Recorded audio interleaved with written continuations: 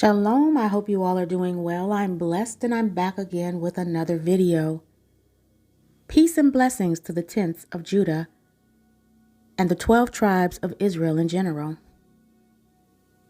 Before we get into this message, I want to talk about the announcement I made today on my post.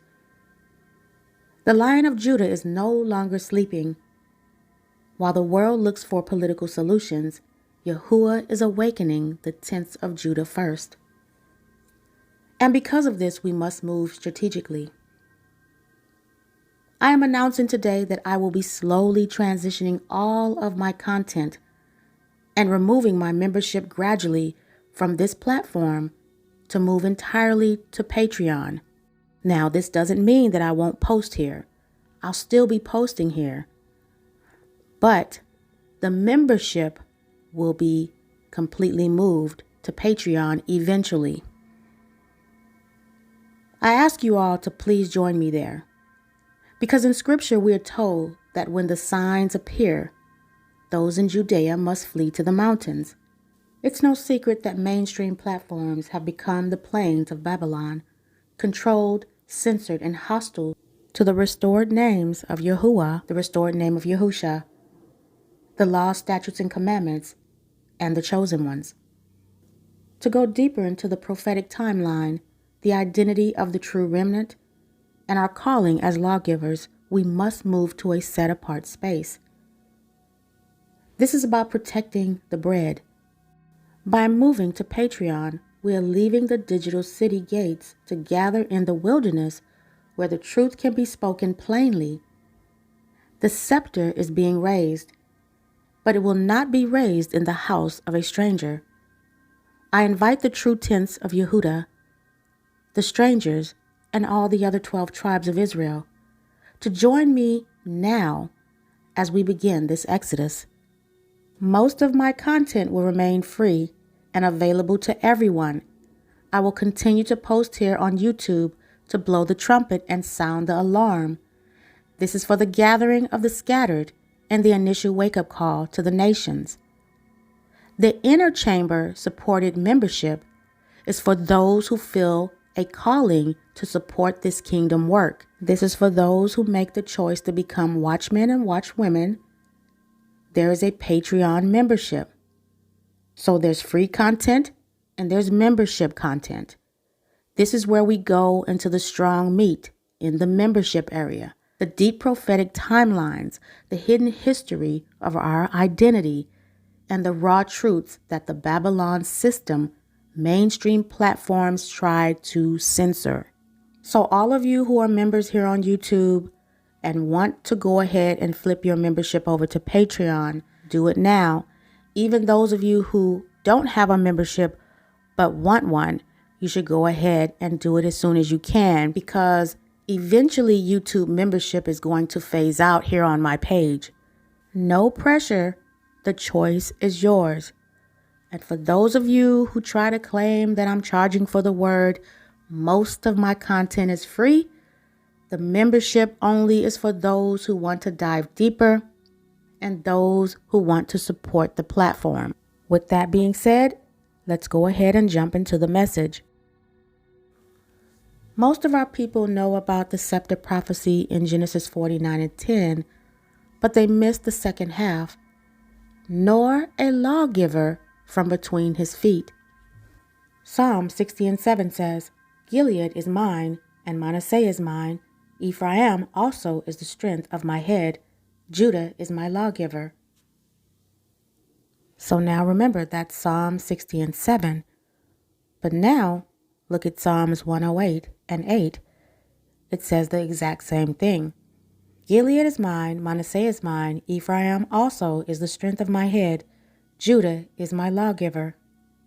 When the other 10 tribes were scattered, they lost their identity and they were considered the lost sheep of Israel. Yehudah was chosen to be the preserver of the standard. And this is what is explicitly declared in Psalm 60 and 7 and Psalms 108 and 8. The Most High says that Yahudah is my lawgiver. You are the one that Yahuwah entrusted to keep the blueprint of the kingdom alive so that when Yahusha returns, there is a legal framework for him to step into. Let's talk about how in Zechariah 12:7 the Most High declares he will save the tents of Judah first. A tent represents a temporary, fragile dwelling with no walls and no fortifications. In ancient warfare, the rural tents were the most vulnerable to attack, while the elite stayed safe behind the stone walls of the city. By choosing the most exposed people first, Yahuwah demonstrates that victory does not come from high walls or human security. He starts where the enemy thinks the easy prey is located, turning the most vulnerable into the most dangerous. And this scripture tells us why the Most High does it like this.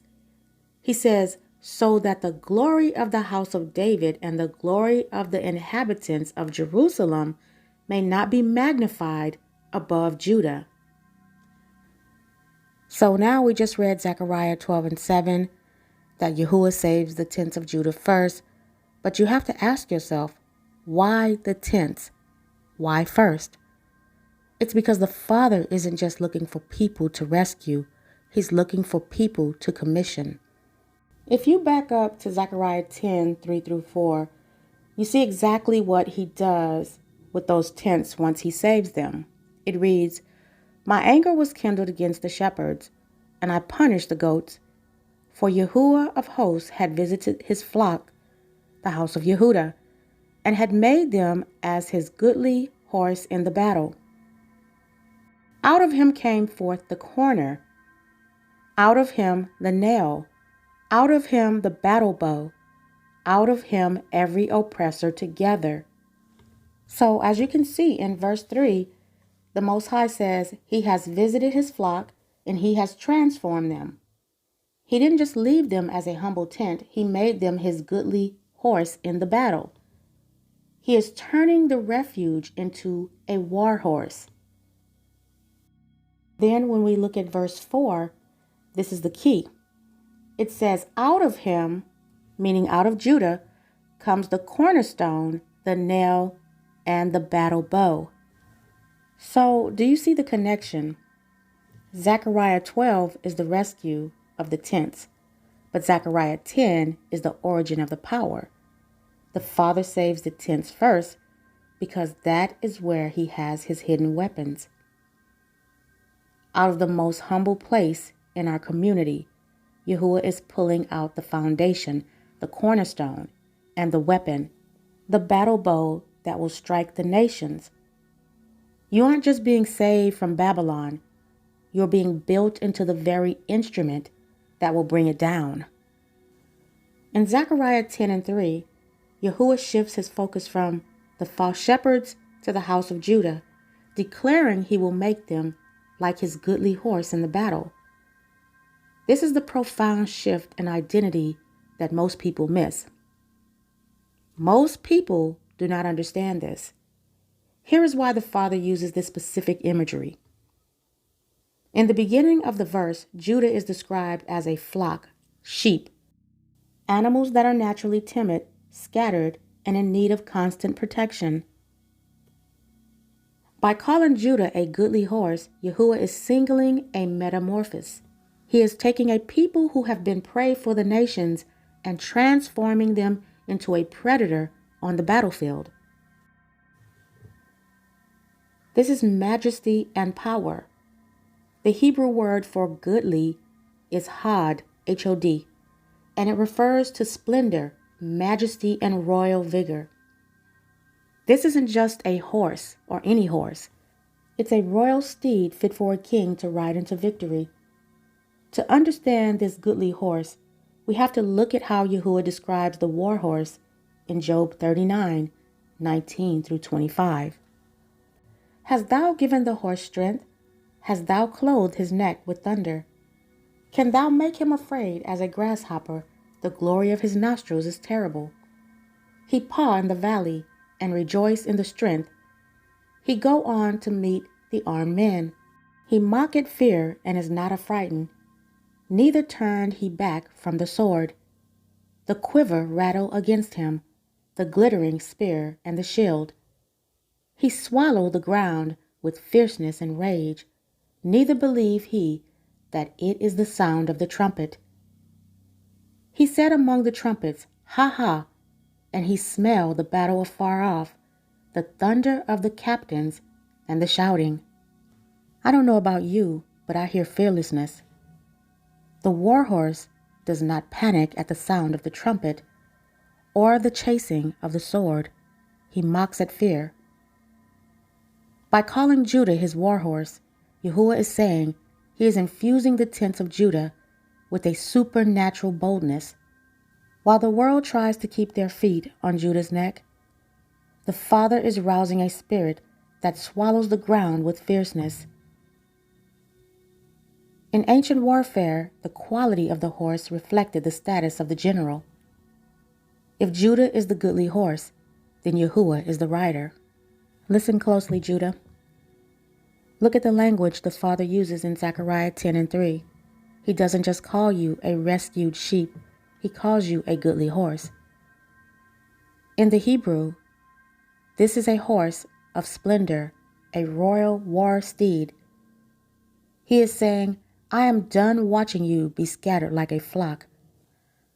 I am making you the majestic charger that I myself will ride into the battle. When you wake up, you lose the spirit of victim, and you take on the spirit of the warhorse, fearless, majestic, and ready for the roar of the king. As the Father rouses the lion, remember that while you are still scattered in the land of your captivities, you are soon to be the goodly horse of Yahuwah. The transition from the flock to the war steed is happening in the spirit right now. May the Most High Baruch all-deserving, may he give you the spirit of remembrance as he prepares the tents of Judah to stand as the lawgiver. Stay sober in this world and watch for the lion's roar. Remember Matthew 24:13. He that endures unto the end shall be saved. And until my next video, Shalom.